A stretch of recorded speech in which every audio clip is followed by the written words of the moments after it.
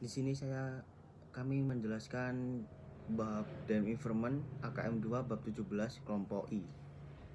Sebelumnya untuk memaparkan bab Debt Instrument, perkenalkan kelompok I-nya itu pertama ada Atika Fauya Nabila NPM Akhir 126, lalu ada Teresa Lakmi Widja S NPM Akhir 288, terus ketiga Reki Dimendra Putra absen akhir NPM Akhir 336.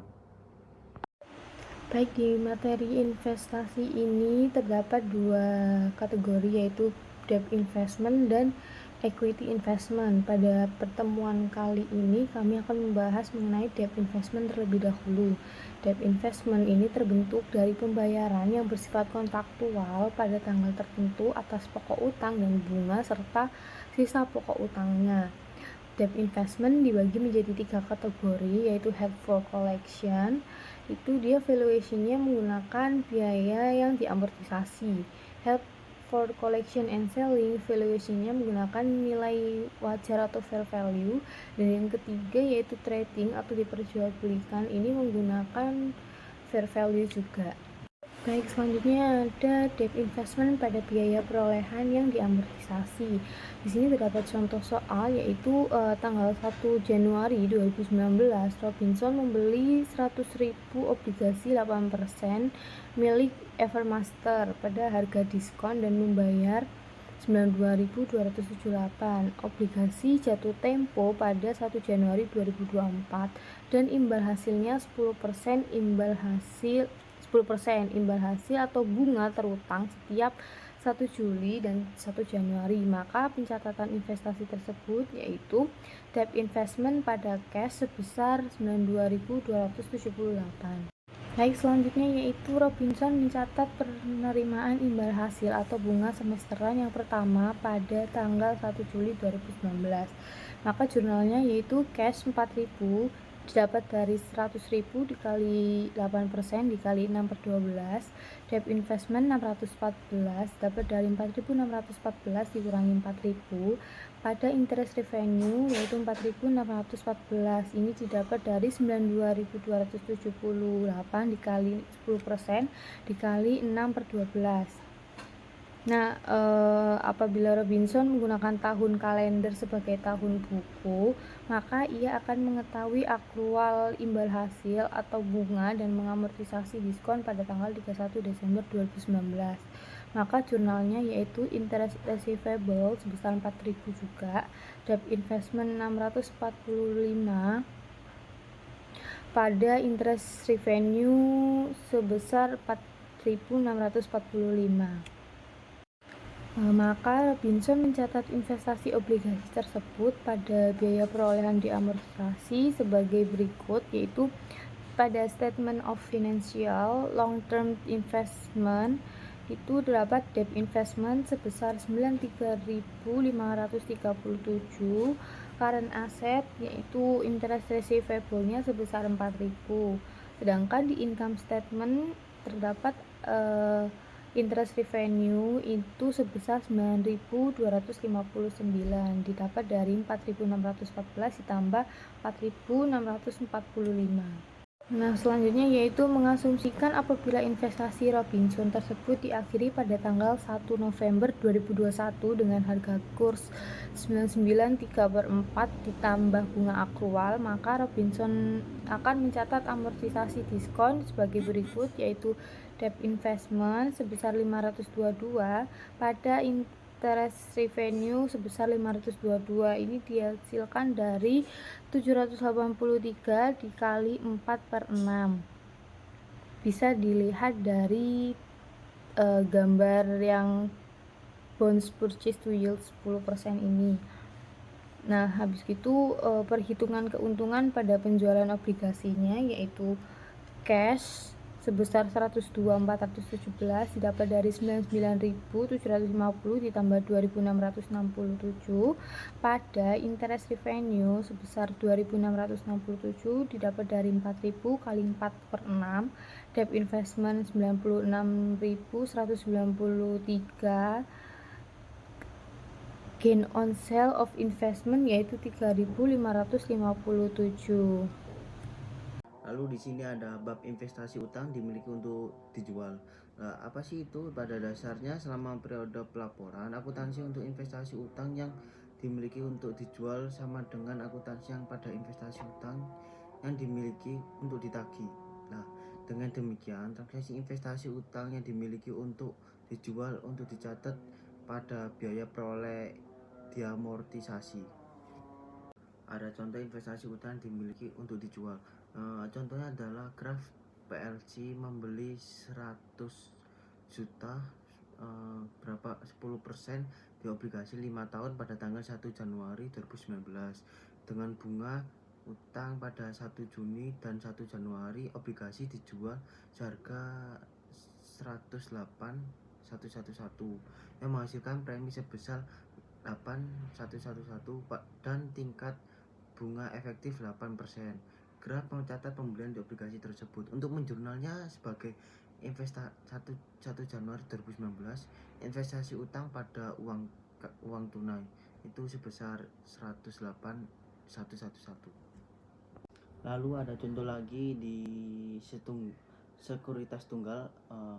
Ini ada 10% bond per sell 2 year 8%.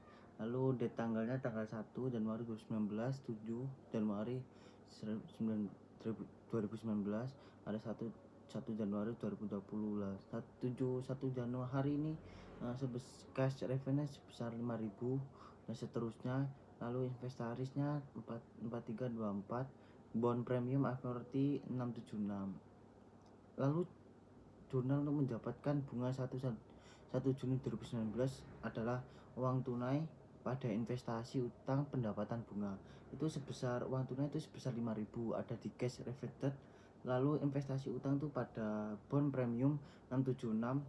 Lalu pendapatan bunga ada di investasi review ada 4324. Lalu ada lagi contoh sekuritas tunggal ini hampir sama, tapi untuk menerapkan metode nilai wajar terhadap investasi utang ini asumsi bahwa tanggal 31 Desember 2019 nilai wajar obligasi sebesar 105.000. Lalu bagaimana sih cara menjurnalnya? Cara menjurnalnya adalah keuntungan atau kerugian yang kembalikan yang belum direalisasikan sebagai ekuitas itu sebesar 1732 pada penilaian nilai wajar 1732. Lalu ada brand investasi utang dimiliki untuk dijual. Ada penjualan sekuritas AFCS. Apabila entitas menjual obligasi sebelum tanggal jatuh tempo, maka yang perlu diwaspadai adalah pertama harus dibuat jurnal untuk menghemat biaya pembelian, diamortisasi atas obligasi yang terjual dari akun debit investment. Yang kedua ada keuntungan dan kerugian yang direalisasi dari penjual tersebut dicatat dalam bagian pendapatan dan pengeluaran lain-lain pada laporan laba rugi. Penjualan sekuritas HVCS ini ada contohnya. Yang pertama di bagian kiri itu ada amortized bond sama less dikurangi sell repurchase bond itu sebesar 94.214 dikurangi 90.000 menjadi loss of bondnya itu 4.214. Nah, web AG menjual obligasi WC pada tanggal 1 Juni 2020 sebesar 90.000, di mana pada tanggal tersebut pembiayaan amortisasi sebesar 94.214. Nah, cara menjurnalnya adalah uang tunai kerugian atas investasi pada investasi utang. Nah, uang tunai itu sebesar 90.000, lah kerugian atas penjualan investasi itu 4.214. Lalu investasi utangnya sebesar 94.214. Lalu sebelah kanan ada contoh sama penjualan sekuritas HVCS itu investasi accumulated bonds dan previous value adjustment itu ada sebesar 200.000, fair value nya 195.000. Lalu average gain loss itu sebesar 5.000 selisihnya. Lalu web itu melaporkan realisasi kerugian ini ke dalam bagian pendapatan dan pengeluaran lain-lainnya. pada laporan laba rugi. Asumsikan tidak ada lagi pembelian dan penjualan di obligasi sepanjang tahun 2020. Maka pada tanggal 31 Desember 2020 web mengajukan informasi sebagai berikut. Contoh cara menjurnalnya adalah penyelesaian nilai wajar pada keuntungan atau kerugian kepemilikan yang belum direalisasikan sebagai ekuitas sebesar 4.537.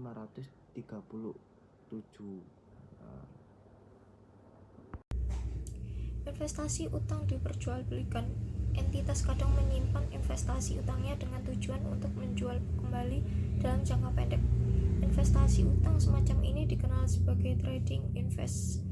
Entitas melaporkan sekuritas trading ini pada nilai wajar dan dengan unrealized holding gain and loss yang dilaporkan sebagai bagian dari laba bersih. Holding gain or loss adalah selisih bersih nilai wajar sekuritas dari satu periode ke periode berikutnya.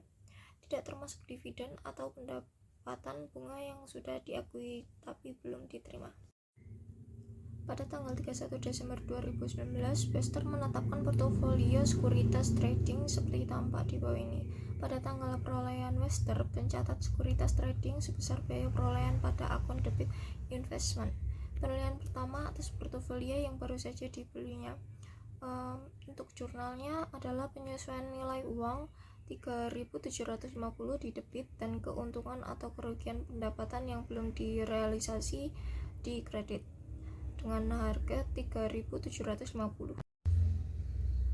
Opsi nilai wajar, di mana entitas memiliki opsi untuk melaporkan sebagai besar aset keuangannya pada nilai wajar. Seluruh keuntungan dan kerugian yang terkait dengan perubahan nilai wajar dilaporkan dalam laporan laba rugi. Untuk ketentuannya diterapkan pada basis instrumen dengan instrumen. Pada umumnya dilakukan hanya pada saat pertama kali entitas membeli aset keuangan atau terjadinya liabilitas keuangan. Entitas harus mengukur instrumen ini dengan nilai wajar hingga entitas tidak lagi memilikinya. Terdapat contoh opsi nilai wajar. Hardy membeli obligasi yang diterbitkan oleh German Central Bank. Hardy berencana untuk menyimpan investasi utang ini hingga jatuh tempo dalam 5 tahun pada tanggal 31 Desember 2019. Biaya perolehan amortisasi atau investasi ini sebesar 100.000 dan nilai wajarnya sebesar 113.000.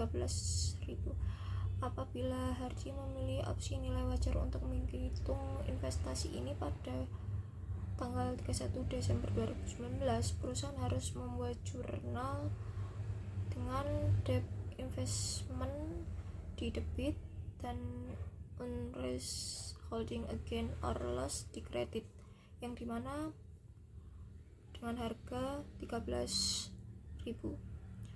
Harry menggunakan akun investasi utang untuk mencatat perubahan dalam nilai wajar pada 31 Desember. Perusahaan tidak menggunakan akun fair value adjustment dan kemudian untung atau rugi yang belum direalisasikan dicatat sebagai bagian dari laba bersih meskipun perusahaan mengelola investasinya dengan basis held for collection.